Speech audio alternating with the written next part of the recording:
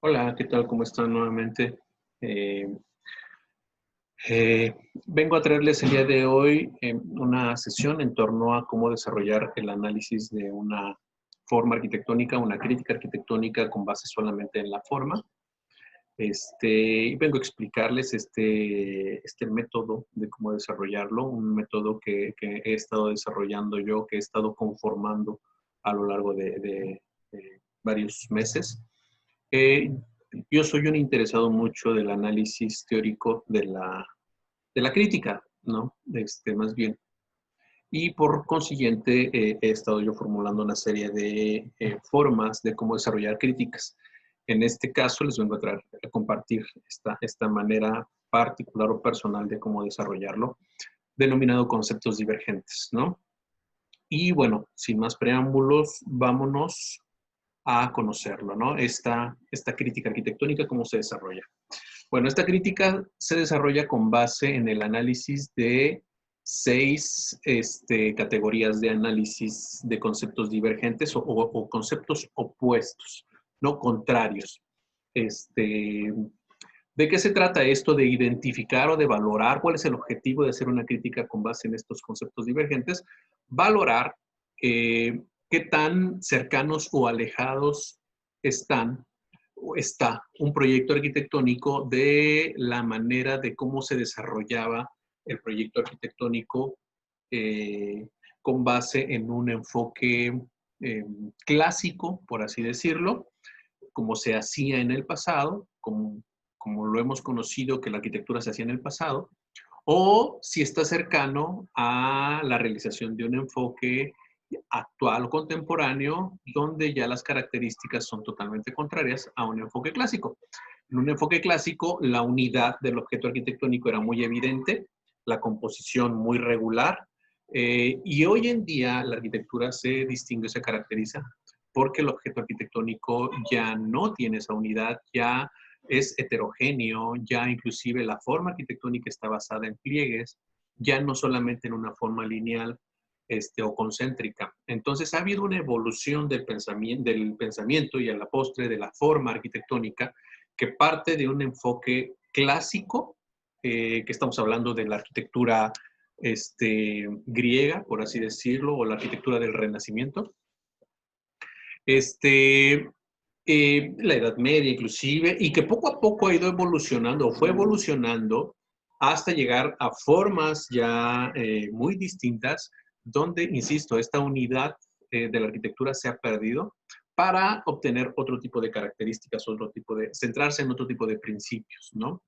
Bueno, yo aquí traigo estas categorías de análisis que tienen relación con este concepto de identificar qué tan cercanos o alejados están de una concepción clásica de la arquitectura o qué tan cercanos o alejados están de una concepción contemporánea de una arquitectura fenomenológica, por así decirla, donde la forma de la arquitectura ya me va a transmitir a mí ciertos fenómenos o sensaciones que a su vez antes eran diferentes, ¿no?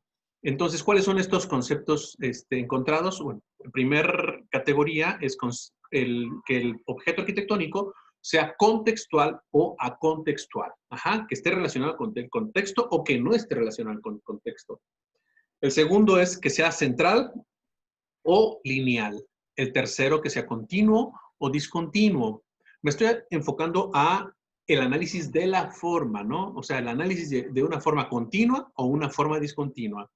El cuarto es el objeto arquitectónico, ¿es homogéneo o es heterogéneo en su forma? El quinto, manifiesta una composición estable o inestable. Y el sexto, si su composición tiene que ver con líneas rectas o con pliegues, ¿no? Conceptos, insisto, que son tomados de lo que antes era la arquitectura y de lo que hoy es en día la arquitectura, ¿no? Esta dicotomía que hoy en día existe y que de alguna manera a partir del movimiento moderno fue que eh, comenzó esta gran diferencia. El movimiento moderno de alguna manera es el que viene a catapultar esta transformación formal en la arquitectura. Entonces, es importante que lo ubiquemos a partir de este contexto histórico, ¿no? Bueno, este análisis de la forma, entonces, se basa en el análisis de esas 6 categorías y se trata de hacer un análisis muy visual. Por eso es que he optado por utilizar ideogramas o iconos para representar cada una de estas categorías en 3 aspectos, ¿no? Por ejemplo, en la primera categoría contextual o acontextual, aquí tengo 3 ideogramas. Uno que tiene que ver con el hecho de que sea contextual, el primero. Esta es la imagen de una arquitectura, de una forma arquitectónica contextual. Y el tercero, que es la imagen de una forma arquitectónica acontextual, o sea, que no hay una relación con el contexto. El de en medio es una forma, digamos, que se encuentra, como su nombre lo dice, en medio, y que, digamos, que no es ni contextual ni acontextual, sino que se encuentra en un punto intermedio. Ajá. ¿De qué se trata esta forma? Bueno, si ustedes le prestan atención, el rectángulo que está por fuera estaría simulando el terreno y la parte del centro, esta figura, estaría simulando la forma arquitectónica. Entonces, si yo digo que esto representa la forma arquitectónica contextual, es porque la forma arquitectónica está hecha a semejanza del propio terreno. Entonces, hay una integración por mímesis. Y en el tercero, si se dan cuenta, la forma arquitectónica es totalmente diferente a la del terreno. Entonces, por eso es que se denomina como una forma acontextual, porque no hay una relación directa entre el objeto arquitectónico y la forma del terreno, ¿no? Estos 3 ideogramas corresponden a la primera categoría. ¿Qué aspectos vamos a analizar en esta primera categoría? Bueno, la morfología del terreno, la topografía del terreno, la tipología urbana, cómo se encuentra la arquitectura afuera de mi contexto inmediato de mi terreno, cómo es, las alturas del contexto, y los materiales y las técnicas constructivas que se utilizan en ese mismo contexto, ¿no? Entonces, en función de esas subcategorías es que vamos a determinar si el objeto arquitectónico es contextual, es acontextual o se encuentra en un punto intermedio. La siguiente categoría tiene que ver con si es central esa forma arquitectónica o es lineal. El primer ideograma, si ustedes se dan cuenta, es un cuadrado completamente, lo que a mí me manifiesta que su composición es totalmente central, ¿no? Y el último, estamos hablando de 2 volúmenes perpendiculares pero desfasados, que de alguna manera manifiestan una composición lineal. Ajá. El de en medio es una composición intermedia, no es ni central ni es lineal. Si se dan cuenta, en estas subcategorías también estoy ocupando diferentes tonalidades de colores, ¿no? De tal manera que el tono claro se ubica como la parte de arriba y el tono oscuro como la parte de abajo, ¿no? Entonces los ideogramas ya en sí manifiestan una cierta iconología, una cierta forma, pero además se refuerza por el grado de claridad o oscuridad en el color. La siguiente categoría vamos a analizar si la forma arquitectónica tiene una forma continua o discontinua. Y en esta categoría vamos a analizar 4 subcategorías. Vamos a identificar si tiene o no tiene rupturas esa forma arquitectónica, si hay espacios en esa forma arquitectónica, y cómo es esa morfología, ¿no? Cómo es esa forma de ese objeto arquitectónico y cómo es su densidad.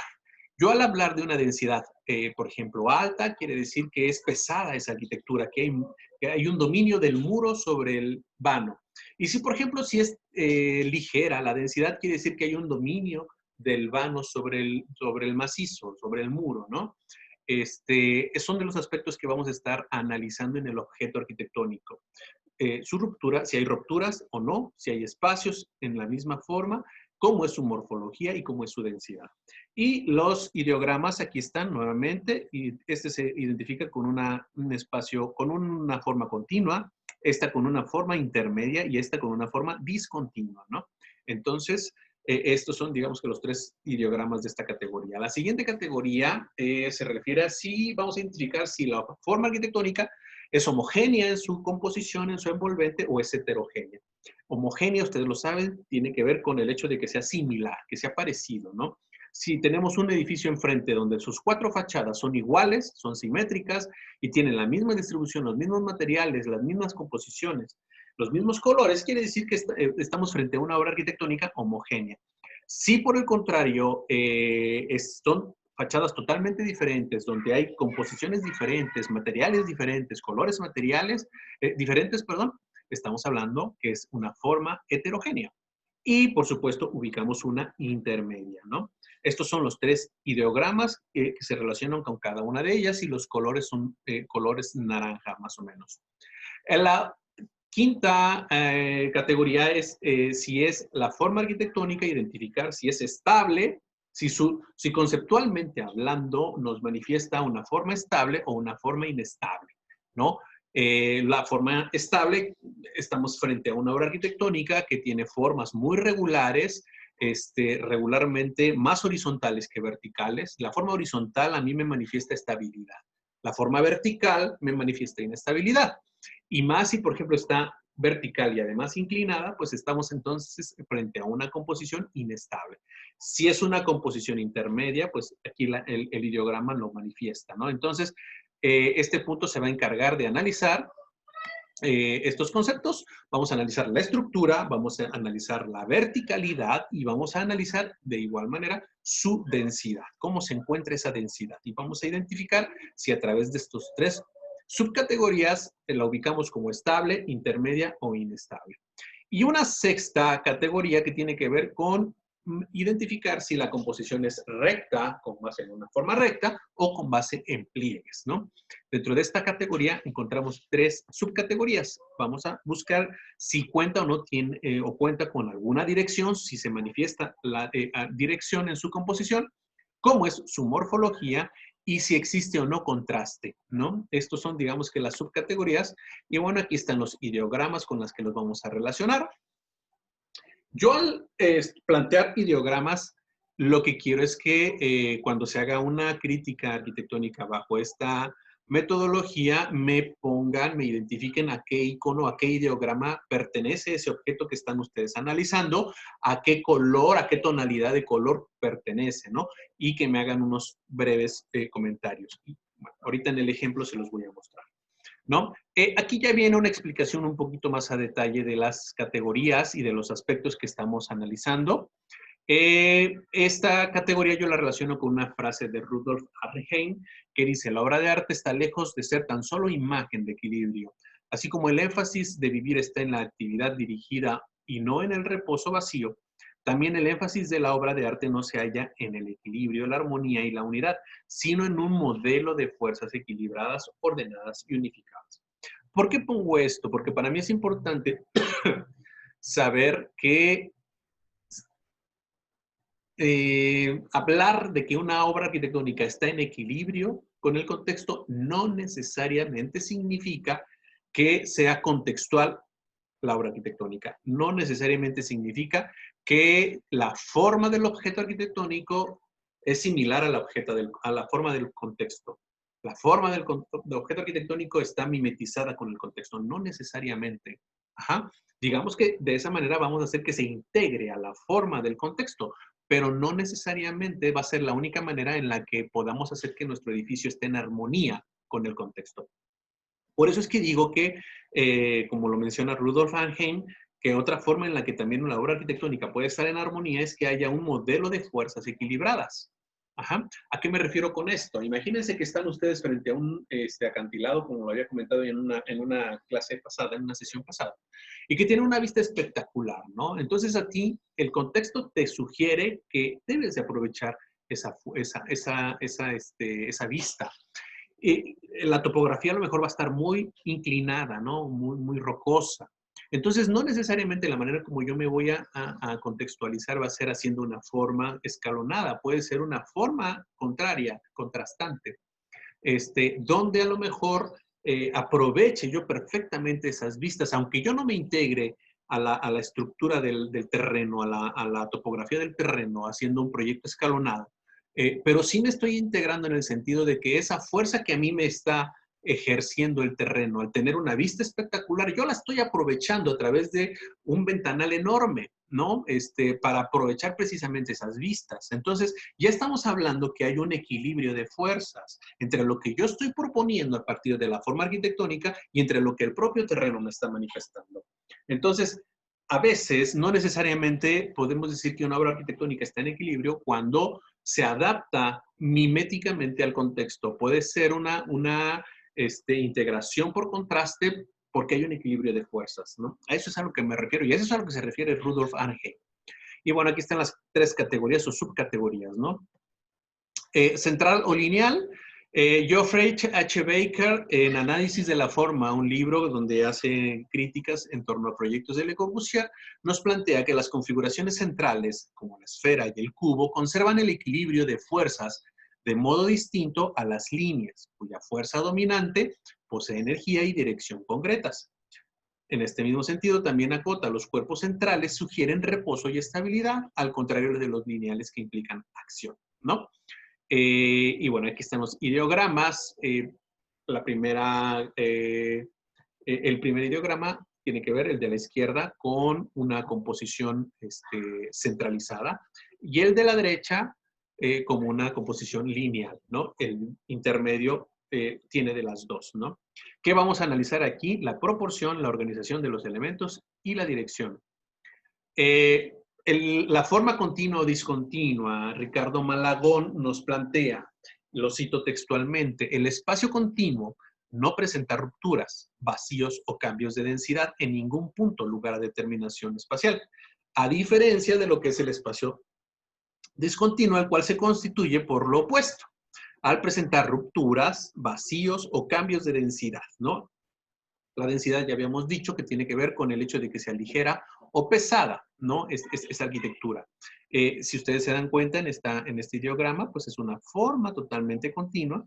En esta ya empieza a haber interrupciones y en esta hay un total cambio de dirección, un total cambio de densidad y formas inclusive diferentes, ¿no? ¿Qué vamos a analizar en esta categoría? Si hay rupturas, si hay espacios, cómo es la morfología y cómo es su densidad, ¿no? La cuarta categoría, identificar si la obra arquitectónica es homogénea o heterogénea. Y aquí pongo yo algunos conceptos tomados igual de Ricardo Malagón. El espacio homogéneo es aquel en el que cualquier punto, las características estructurales son las mismas y son constantes.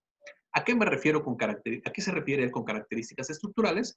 Pues aspectos de colores, materiales y de texturas, ¿no? La envolvente, vamos a determinar si es homogénea en sus fachadas o es heterogénea, ¿no?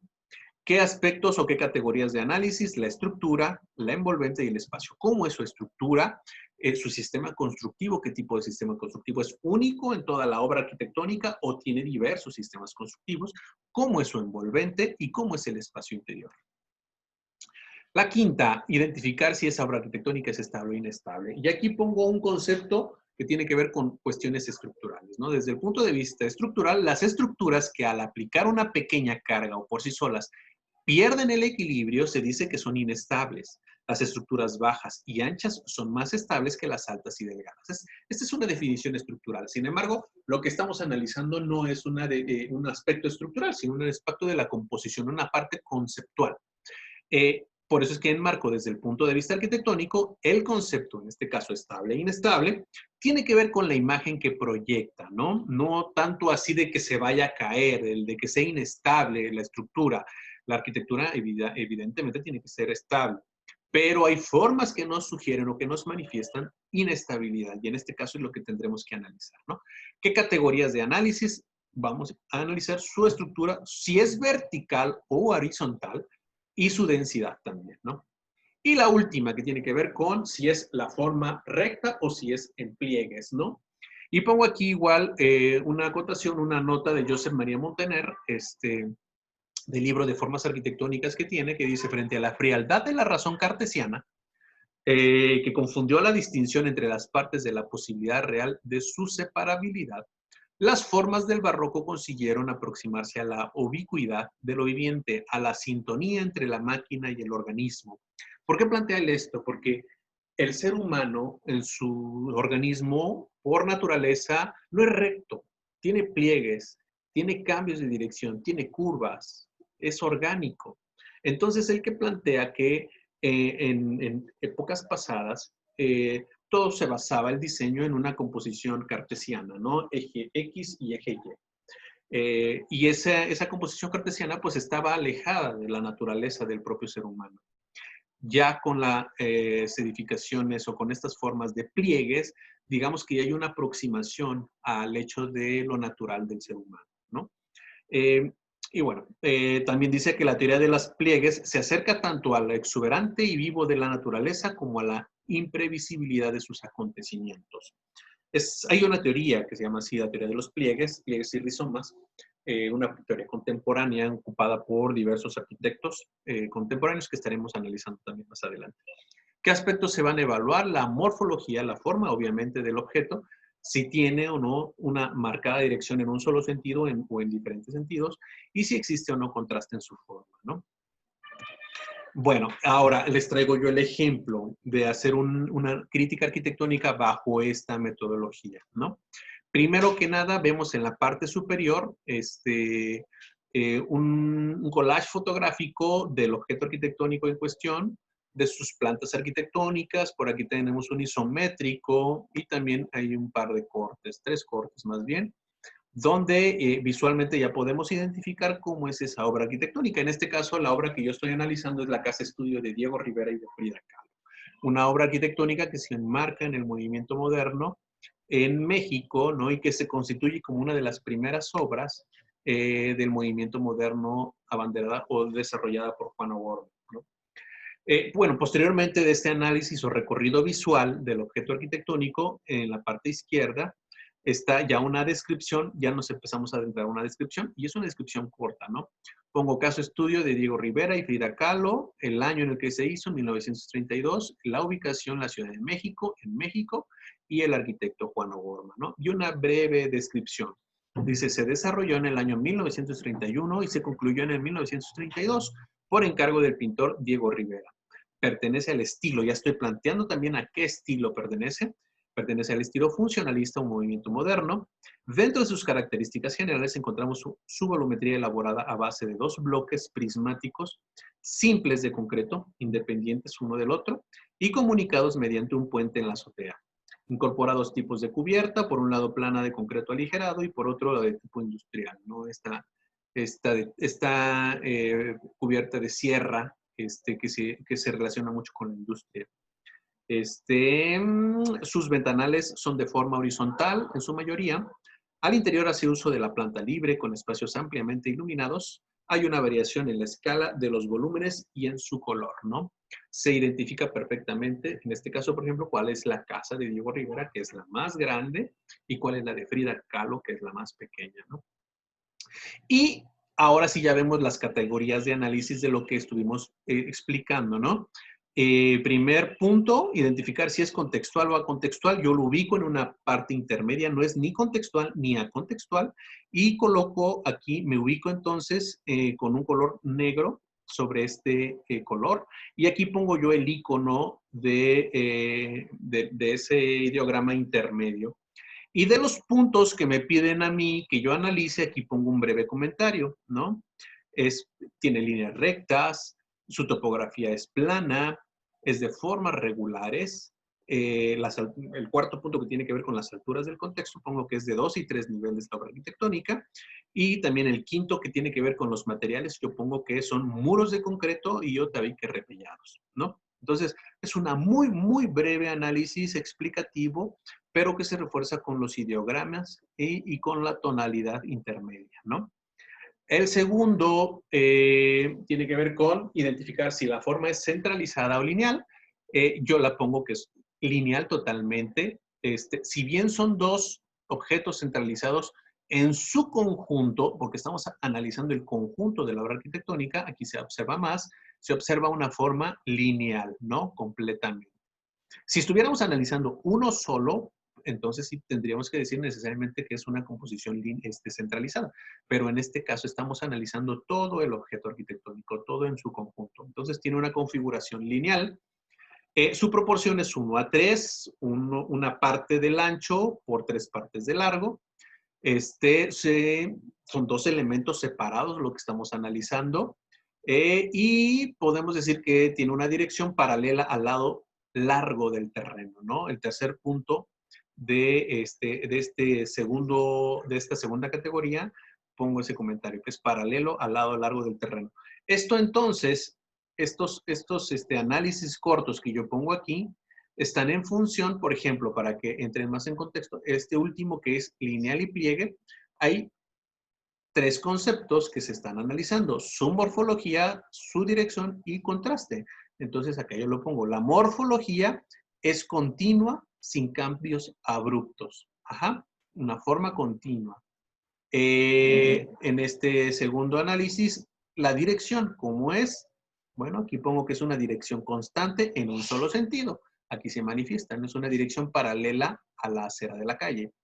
Y el tercer punto que dice, hay que analizar si hay o no contraste. Y pongo aquí la morfología en general rectangular con adiciones contrastantes y sustracciones regulares, ¿no? La morfología entonces es rectangular, uniendo las dos composiciones, la casa de Diego y la casa de Fidesz, composición rectangular, pero tiene adiciones y sustracciones, ¿no? Obviamente aquí se apreciara como si aquí hubiera una sustracción y acá otra sustracción, igual aquí abajo donde están los pilares. Entonces, hagan de cuenta que es una composición prismática que se le hicieron sustracciones de espacios. Entonces, por lo tanto, sí tiene contraste, ¿no?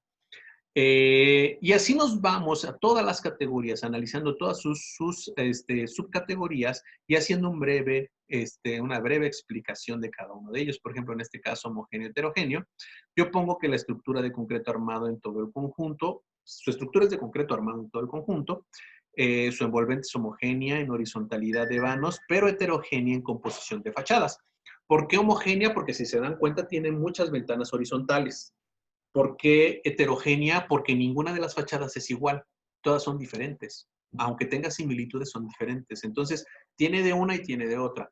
Por eso es que si se dan cuenta, en su gran mayoría, 5 de 6 categorías las ubico yo como intermedias. Intermedias. No es ni homogénea ni heterogénea, ni estable ni inestable, ni lineal ni pliegue, ni continuo ni discontinuo.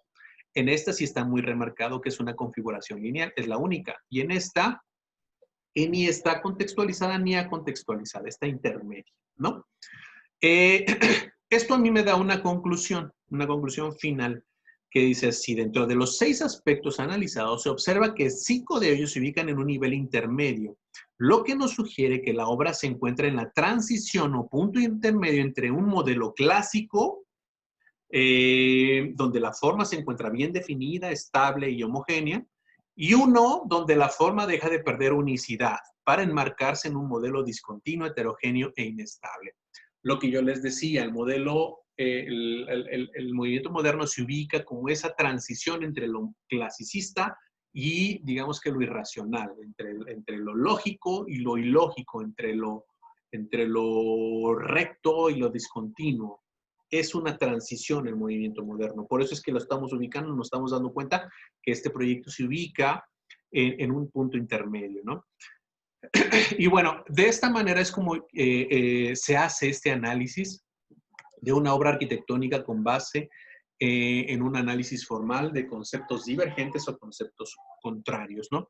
La verdad es que cuando yo hago este tipo de análisis, yo voy identificando muchos aspectos y conceptos y voy cayendo en la cuenta de muchas cosas que, por ejemplo, en este caso el arquitecto quiso proponer o quiso plantear, ¿no? El movimiento moderno, cuando Juan O'Gorman se introduce en él, obviamente la figura central que existía en aquel momento en el mundo era Le Corbusier, que planteaba los 5 puntos de la arquitectura. Y él los retoma y los aplica directamente en esta casa estudio de Diego Rivera, ¿no?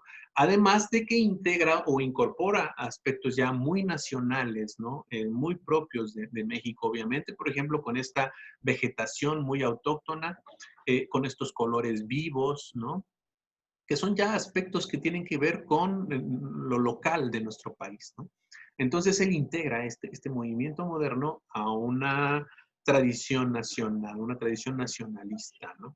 Pero sí está muy, muy marcada la influencia de Le Corbusier en este proyecto de Juan O'Gorman, ¿no? Bueno, pues hasta aquí me termino con esta explicación del análisis de la forma con base en conceptos divergentes. Y bueno, quedo a la espera de cualquier duda o comentario por WhatsApp o por Classroom. ¿Ok? Pues muchísimas gracias por su atención y estamos en contacto. Bye bye.